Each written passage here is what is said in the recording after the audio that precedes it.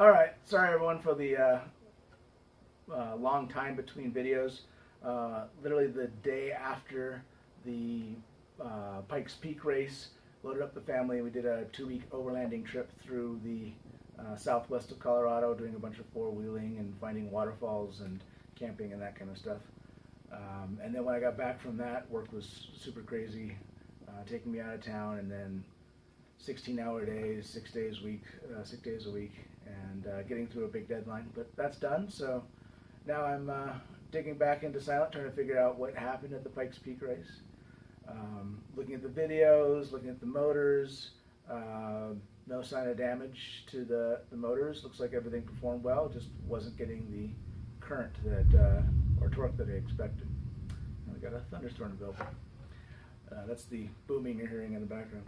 Anyway, so what I'm going to do is do a couple of videos here digging into what's going on.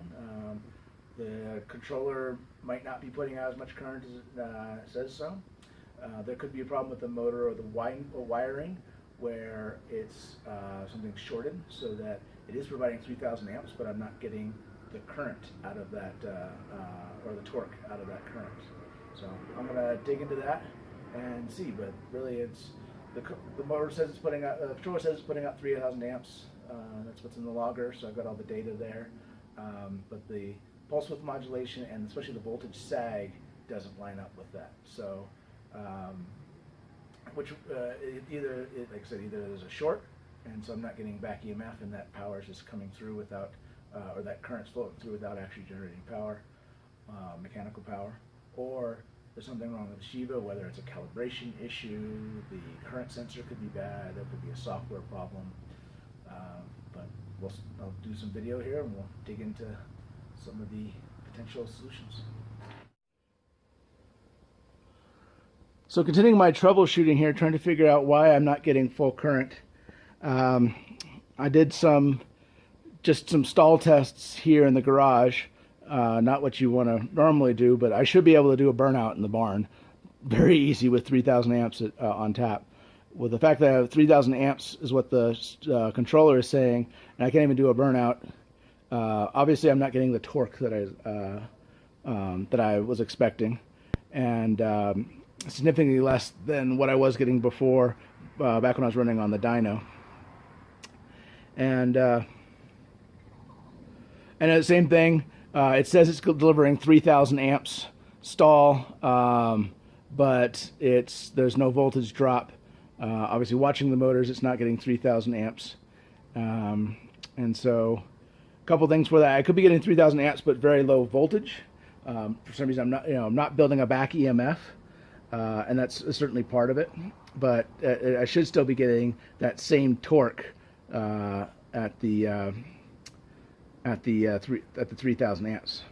So what I'm going to do is I'm going to go through, electrically test the motors. I've checked resistance, but that you only tell so much. What I'm going to do is run the motors using the idle feature from the Shiva, and then I can measure voltage drops while it's turning as well as currents. Kind of the idea would be is if I had at least a small load that I could put on it, really the only load that I can apply in this configuration. Obviously I got the transmission and neutral, is just the back drive of the gearbox and the motors themselves, which isn't a ton. It's actually not zero either. It was the thing I was kind of struggling with when first when I put the motors back together. But sort of having my own chassis dyno where I can sit on a rolling road and put load on it and slowly ramp it up. This is the diagnostic tool I have right now. So I'm going to come in here. Again, I've already verified that I am in neutral numerous times.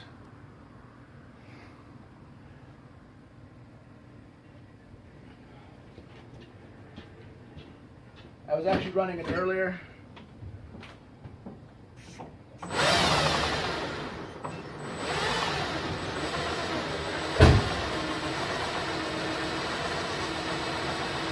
So I've actually never used the idle feature for idle. The manual transmission, I don't need to. This was set up for doing an automatic, but it's nice for doing some testing. So according to the logger here, I am applying 80 amps And that's right, it gives you path voltage, doesn't give you motor voltage.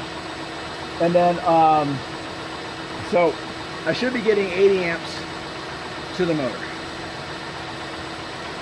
Come in here, put on DC amps, 0.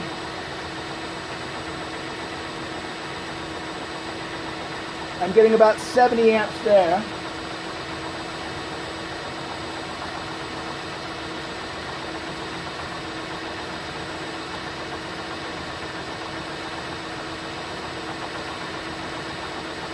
Just under 70 amps there. I mean, I'm getting current reading that's essentially identical. It fluctuates.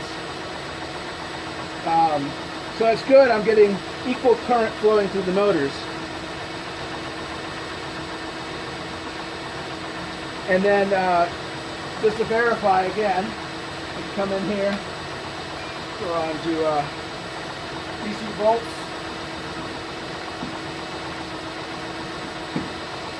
Jump on there.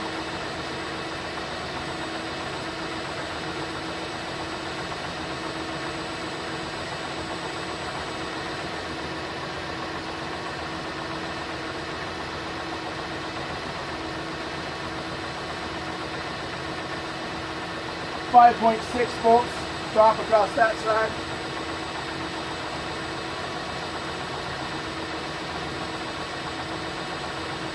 .7. Again, they should be identical. That's definitely within the manufacturing tolerance.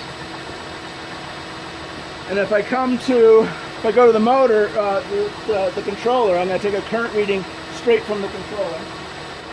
And I'm getting 136 amps out of the controller, which again matches those. I got these in parallel. The current divides, so I'm getting the exact same reading from the controller. Both motors, it's dividing up equally. So I would check the terminals on the other motor, but I can't get to that. Obviously not going to do that while it's running. Get out of the car, but you know, it's definitely the current is being split evenly between the motors, all 4 motors. Now, the big thing is though, the Soliton is saying it's outputting 81 amps, but I just measured 135 to 138 amps, so that's not matching up. Potential that obviously I always got to count out what am I measuring with is wrong if they don't agree. It's either the Shiba or the clamp meter or both. Unlikely, but possible. The problem with the motors is unlikely. If there was one motor that was bad in this string, then you would see lower voltage drop on one side, more current flowing through there. So say one of these motors had shorted, or unlikely, but open circuited, again, unlikely. But if it had short circuited, which is a potential failure, at least not at the low current levels, is not very likely. But anyway, and also, which matches what we saw in the videos, there was no plasma events. There was actually very little arcing, indicating that the motors weren't really being pushed hard at all. That also matches what the data showed as far as the pulse width modulation and the sag on the battery, that it was not outputting the power that it was commanded to. Now, the controller is saying that it's outputting 3,000 amps at full power, but the amount of torque or lack of torque that I'm getting at that makes that unlikely. The only real answer here would be to put on a dyno and then have another current meter while running on the dyno, which no one's going to let me do a clamp-on meter. I'd have to do some other remote, because the places with the dynos around here won't let you be in the same room as of it while it's running. I could drive down the road, have the clamp meter going. That's not a great idea either. But anyway, I'll have to do some more digging into, I don't know, the signs point to that the current sensor in the controller is saying it's delivering 3,000 amps, but it's not actually delivering that current. Now, if Avnetics were still around, I could go to them and send it off and get it fixed and get it inspected, and they've done that in the past. I had a problem with one of the first controllers. I think it was actually a problem with the really old lead acid battery pack I was trying at the time, but they dyno tested it, sent it back. They were really great with the warranty claims. Unfortunately, they don't exist anymore. So that makes trying to troubleshoot this significantly more difficult. I guess I could try and reach out on the forums and see if any of the Avnetics guys are still active. Certainly understandable if they're not, and even if they are, I can understand if they don't want to spend any time on it. So I could open up the case, pull the controller out, open it up, and get the part number for the current sensor, and then try and replace it myself. But the current sensor may be fine. It may be a calibration issue. Usually the current sensor will have to be calibrated. I don't know if this is set up that way or not, and if I don't have the control to be able to cal it, there's not much I can do. So I don't have a replacement Shiva, but I do have Soliton. This is the BMW conversion. So I have a Soliton. Now, big problem with this is it only puts out at the higher voltage. It's a lower voltage limit, so I'd have to lower my battery voltage charge. And it's significantly lower current. It's 1,000 amps at the lower voltage. At the higher voltage level I'd be at, I think it's a 900 amp max current. Now, that's not enough power. We know that. But I also have one in the bug over there, which isn't running right now because it needs a new battery pack. So I could do is take that one and this one, put them together, and have 1,800 amps. Probably not going to be enough power, especially for what I want to do.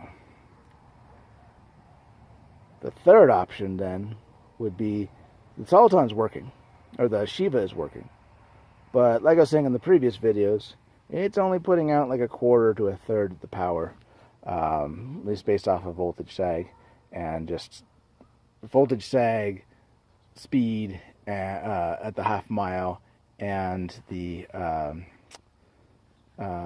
pulse width modulation. So it's working, but it's not giving full power. If it is only putting out a quarter to a third power, that's still about 1,000 amps. Be crazy, but I could do Solitons and the Shiva. Yes, I'm laughing as I'm saying this because it's ridiculous. And connect them all together and get back to where I was wanting to be. Now, there's a whole host of reasons why it's a bad idea. In addition to those, this is also, the point of, do I take a good running car and make it, yank out the Soliton and try to hack all that together? I don't know. I'll have to think about that. Yeah, I'll really have to think about that. There is one other alternative, but that might be even too crazy for me to put into words. We'll see. Alright. This is the extra crazy option. So the Shiva works at low power, but I want more current. At least that's the reigning theory. These very nice gigawatt contactors can break 600 amps each at 450 volts, and it will make and break those about 100 times is what they're rated for. So I could have 600 amps flowing at 450 volts, 450, not the 345 that I'm at, and it will make and break each one. I could put all of those in parallel. Doesn't have to be all of them.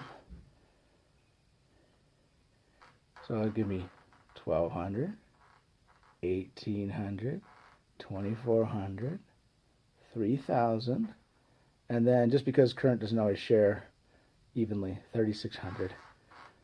And then just because I wouldn't have any control, so just what I put the other two on just to be safe. So I could theoretically send, 4,800 amps to it. Now, there's a lot of reasons why it's a bad idea. The first being that I won't know what kind of current I'm throwing down. Now, from testing these from previous runs, I know at full power I was getting 100% pulse width modulation, which means I was opening the batteries full to the motors. Now, that didn't happen until about 1,000 RPM. And that's when the back EMF came to the point to overcome the battery voltage, and especially with the sagged battery, and get down to that 1,000 amps per bank. But, so that means up to that voltage I will get significantly higher currents, or at least noticeably higher. So I could use the Shiva to get going, and then have a big button that I just push the button and it opens the batteries full voltage, full current to the motors. Like I said, it was probably too crazy to say, but I've said it. So, as I see it right now, the options I have are fix the Shiva, use 2 solitons in place of the Shiva, which isn't going to be enough power. Use 2 solitons to make up for the lack of power on the Shiva, which is not ideal for a lot of reasons. Do the Shiva just to get going and then use the solenoids to run it, or give up. You could, obviously the other answer is go out and buy 2 Zilla 2Ks, extra high voltage, and use those, but I don't have that kind of money. Pretty much I've got to make it work with what I've either fix what I've got or use what I've got. So I have these, but there's a lot of, all it takes is one contactor to get stuck open and melt itself, and I won't be able to disconnect power. Not particularly happy situation. Well, so that's where it stands. Yeah, it's certainly looking like the Shiva is the cause. Chances of getting that fixed, I think, are pretty small. I'll still do more testing to figure out if that really is the 100% the problem. I could throw the solitons in, take apart 2 other cars to make it work, but that's only 1,800 amps. That's not enough. I could do the Shiva and the solitons. That's just kind of a crazy hack together thing, but I don't know if it would really work. And then I could use the contactors, which, I mean, it's all rated for it. Each one's 600 amps. I think I've got 8 of them. So, I could do 4,800 amps and still make and break that hundreds of times per the manufacturer rating, but man, I think that's just too crazy even for me. And the other thing I thought I just do is, like I said in previous videos, this will be Sylent's last race, at least for quite a while. I've got another project. I won't say too much more than that. It's the project I've been building up to for doing all this testing, etc. But that'll be in September. I need to get Sylent across the finish line, both literally and figuratively.